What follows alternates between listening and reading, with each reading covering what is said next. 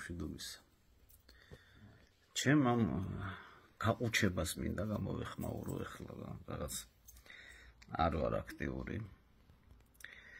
აქ ეს სულაც არ ნიშნავს იმას, ჩემი არააქტიურობა, რომ მე რამეში არ ვეთანხმები 4 ოქტომბრის საყოველთაო ეროვნულ კრებას. პირიქით. ვეთანხმები კი არა აუცილებელია.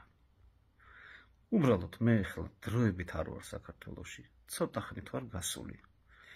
და თავს ვერ ვაძლევ იმის უფლებას, ხა გამოვდგე აქედან და დავიწყო მან მოწოდება და დარიგება როგორ უნდა იყოს მანდ, როცა მე არ ვარ.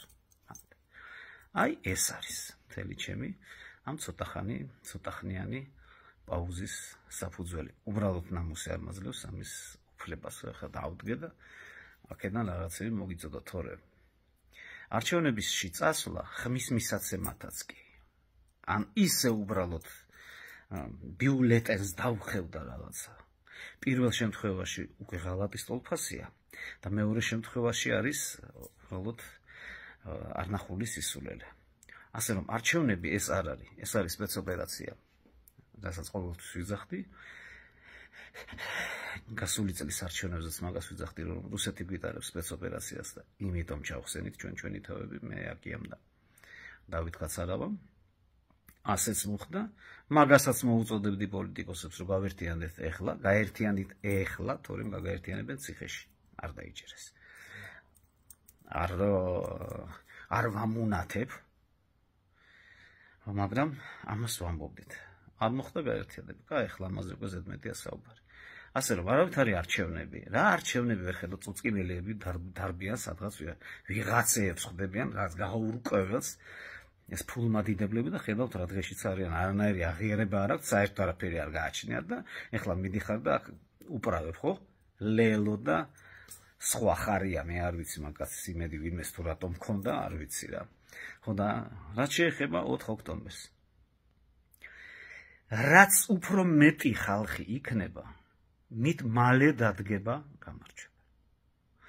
იმიტომ რომ ეხლა ეს პროპაგანდონები იქ შეკრებილ ხალხს გვეძახიან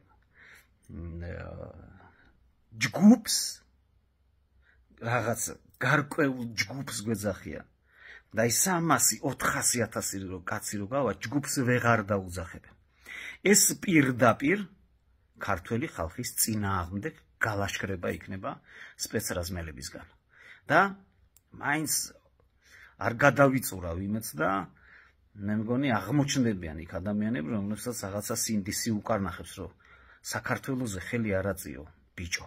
აი მაგას ეტყვის და წინა რიგებში თუ ვიღაცა დაქირავებულებს ჩამოიყვანეს სხვა ქვეყნებიდან, აი თქვენი ქართველი სპეცრაზმელების იმედი მაქვს, რომ გაუხევთ თავყბას ქართველი ხალხის წინააღმდეგ ხელის აღმართვის გამო.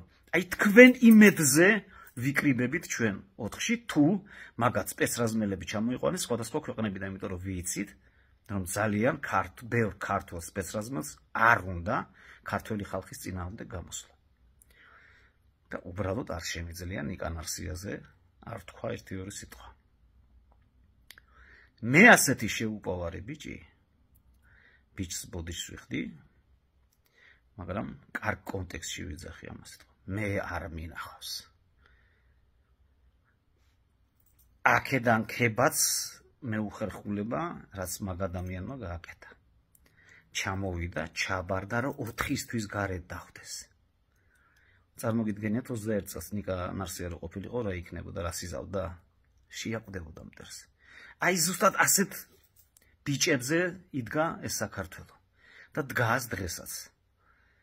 ჩვენ აუცილებლად გავიმარჯვებთ. მხოლოდ ერთ შემთხვევაში, თუ ვიქნებით ძალიან ბევრი და ქართველი სპეცრაზმელები. ბიჭო, არ გაახაროთ ჩვენი მტრები რა. აი არ გაახაროთ რა, ვიღაცებს აუცილებლად შემოიყვანენ, იმიტომ რომ ხედავენ უკვე თქვენ განწყობას და ნუ მოაქსევინებთ ქართველებზე ვიღაცა უცხო ტომელებს რა. თქვენ იმედად ვართ შეიძლება ითქვას, რა თუ მართლა ვიღაცების ჩამოყვანას აპირებენ. აუცილებლად გავიმარჯვებთ. აუცილებლად და ხო კიდე ბიზნესმენები ბიჭო, ნუ კარგი ხართ. გადმოდით ჩვენ მხარეს და ქართული ხალხი დაგიცავთ. ნებისმიერ შემთხვევაში დაგიცავთ რა. არ არის საჭირო გაქცევა და გამოქცევა რა. ჩვენ მხარეს გადმოდით, მეტი არაფერი. ბატონო პაატა